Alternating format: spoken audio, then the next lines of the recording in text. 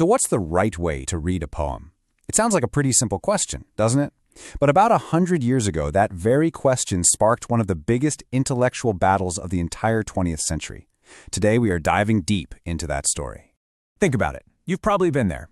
You're absolutely convinced a song is about a heartbreaking breakup, but your friend is swearing it's about, political revolution. You're both looking at the exact same lyrics, but you're hearing totally different things. It gets personal, right? Well, take that argument, scale it way up, and you've got what happened in the world of literature a century ago. Two of the sharpest minds of the time went head-to-head over that exact same problem, not for pop songs, but for poetry. And their debate, well, it would go on to change how we all learn about literature forever.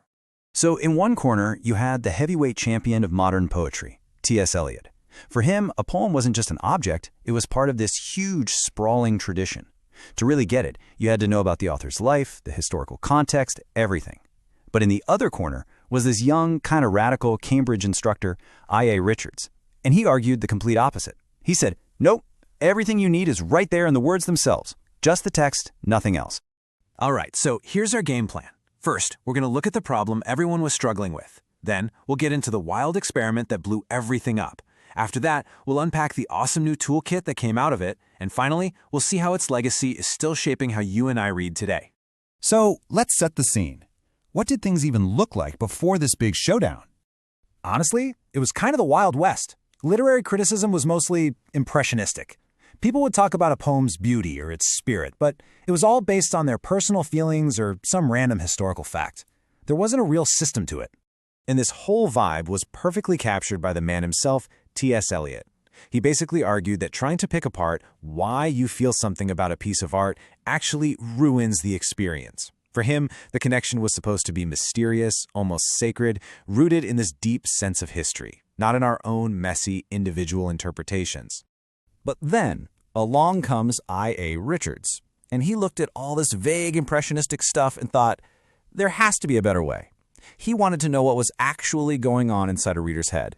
See, Richards wasn't about vague feelings. He wanted cold, hard data. So he cooked up this experiment at Cambridge that was so simple, so brilliant, it was about to turn the entire literary world completely upside down. His method was just genius. He took 13 poems and handed them out to his students. But, and this is the crucial part, he stripped them of all identifying information. No author's name, no title, no date, nothing. He wanted to isolate the words on the page. And his only instruction was, read these and write down what you think. And the results that came back? Oh, they were a complete and utter train wreck. Richards was stunned. These were supposed to be some of the brightest students in England, and their interpretations were, well, they were all over the map. Wildly off base, totally unsupported by the text. So he started sorting through the mess, and he saw these patterns emerge. He realized people weren't even reading the poem in front of them. They were reacting to their own personal memories. They were falling back on cliché ideas he called stock responses. They were getting swept up in sentimentality or completely missing the author's tone. His experiment proved it. Without a method, readers were just lost in their own heads. But here's the thing about Richards. He didn't just point out the problem and walk away. Nope. He went and built a solution from the ground up. He created an entirely new toolkit for readers. It started with this really key distinction. He said, look, language has two basic jobs. You've got scientific language, which just points to facts, right? Water is H2O. Simple. But poetry uses what he called emotive language. Its job isn't to state facts, but to organize our feelings and attitudes about the facts. It's a totally different beast. So to analyze this emotive language, he broke it down into 4 parts. First, you've got sense. That's just the literal dictionary meaning of the words. What's it saying? Next up is feeling. What's the writer's emotional attitude about the topic? Are they angry, sad, sarcastic? Third is tone. This one's subtle. It's the writer's attitude toward you, the person reading. Are they being friendly, formal, condescending? And finally, there's intention. What's the writer's overall goal? What effect are they trying to create? And here was the masterstroke. He said you can't just look at one of these in isolation. The real meaning, the art of the poem, happens in the interplay between all 4. It's how sense, feeling, tone, and intention all work together, or sometimes push against each other, that creates the poem's total power. This was the system everyone had been missing. And this amazing new toolkit didn't just stay in some Cambridge classroom. Oh no, its legacy would ripple out and completely reshape how literature was taught everywhere.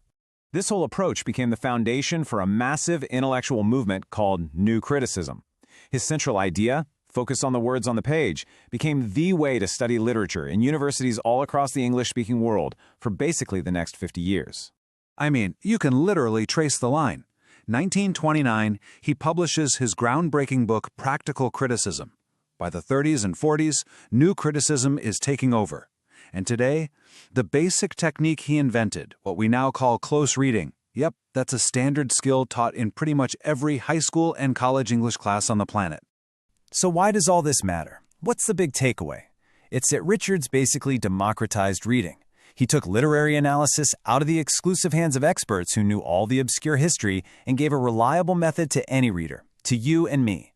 He gave us the tools and the confidence to trust our own analysis of the words right in front of us. Which kind of leaves us with a big question for our own time, doesn't it? In this world of endless scrolling, hot takes, and information overload, is there something incredibly valuable in this old idea? Is the patient, careful art of just slowing down and paying attention to the words on the page a skill that we might just need now more than ever?